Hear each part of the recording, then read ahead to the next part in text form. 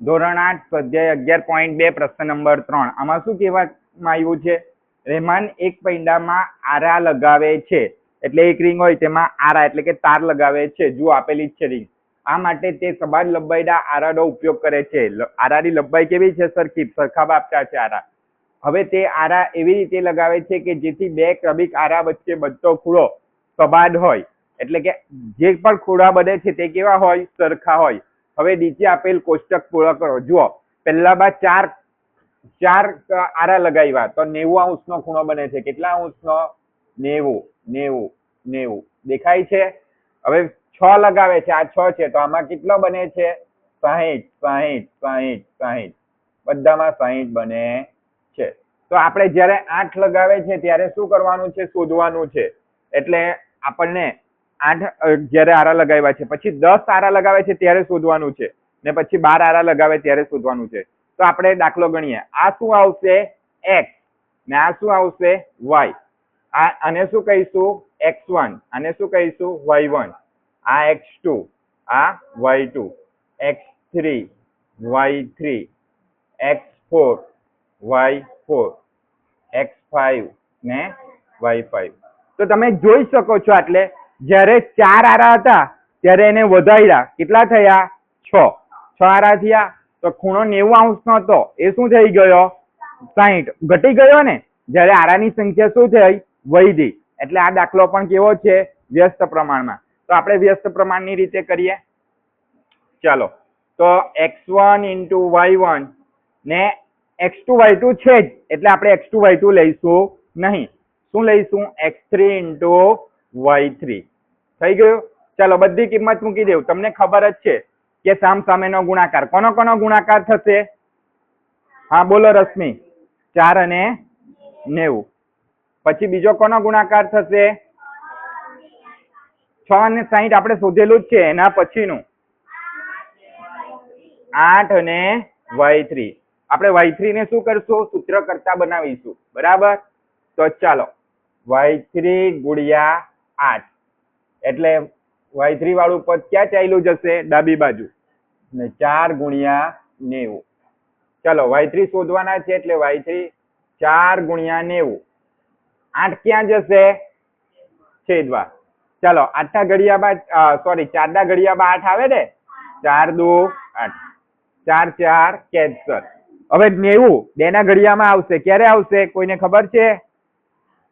90 2 × 40 સુધી ભણ્યા છે, પણ થોડું અમુક આપણને ખબર હોવું જોઈએ. 100, તમને 100 ખબર છે. ક્યારે આવે 100?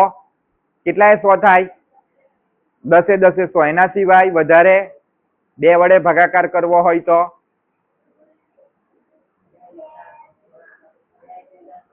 કેટલા? 30 તો 60 થાય, 20 40 થાય, 2 50 100 થાય ને? તેવી રીતના 45 દુ 90. અમુક વસ્તુ ખબર હોવી જોઈએ આપણને. 45 દુ 90. તો એટલે 2 2 શું થાય છે? કેન્સલ.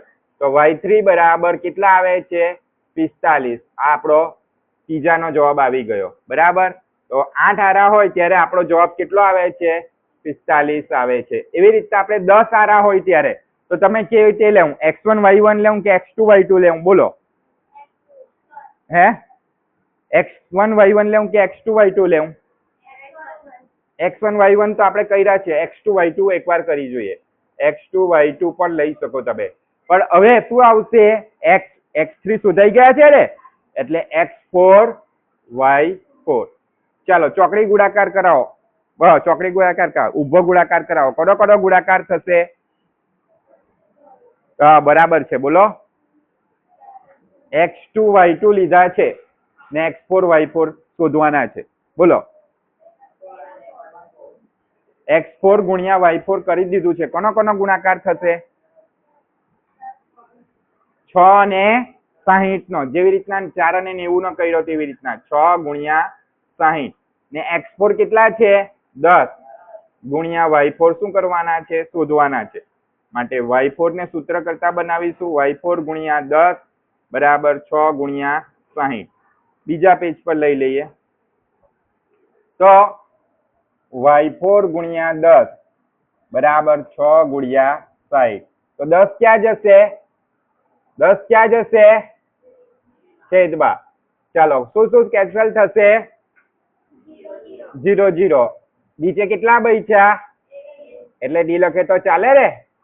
એટલે 6 ગુણ્યા 6 કેટલા થશે? 6 6 વાર 12 થશે. 36. તો જ્યારે 10 આરા હોય ત્યારે કેટલા અંશનો ખૂણો બને છે? 36 અંશનો. જવાબ લખી દઈએ આપણે. તો 36 અંશનો ખૂણો બને છે. હવે 12 આરા લેવાનું છે. હવે આપણે શું શોધવાનું છે? y5 શોધવાનું છે. મેથ લખવાનું બંધ કર. y5 લેવાનું છે. તો ચાલો આપણે ઉભો ગુણાકાર કોનો કોનો કરીશું? બોલો ચાલો. પહેલા કોનો કોનો ગુણાકાર કરીશું? કોઈ પણ લઈ શકો. x1 પણ લઈ શકો, x2 પણ લઈ શકો, x3 પણ લઈ શકો, x4 પણ લઈ શકો. તમે કે રીતે લેવું બોલો. x3 y3. ચાલો x3 y3 કરીએ તો કોનો કોનો ગુણાકાર કરવાનો? બોલો. હા 8 અને 45. જો સરને ખબર પડી જાય છે પણ તમને નથી ખબર પડતી.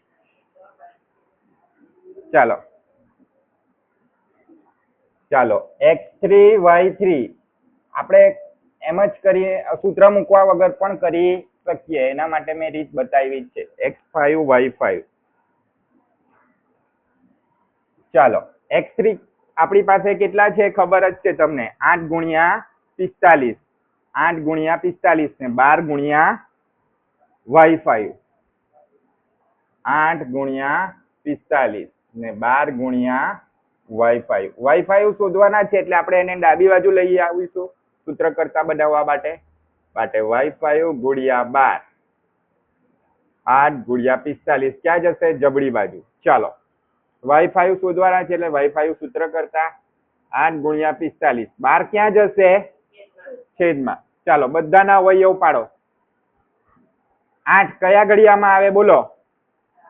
4 2 8. 8 ના અવયવ પડી ગયા. 45 કયા ઘડિયામાં આવે? 5 9 45. 5 9 45. એના સિવાય બીજા કયા ઘડિયામાં આવે?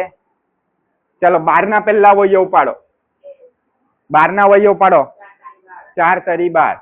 તો જુઓ એટલે 4 4 કેન્સલ થઈ જાય છે પણ 3 કેન્સલ થતો નથી એટલે 45 એ 3 ના ઘડિયામાં આવશે. બોલો ક્યારે આવશે?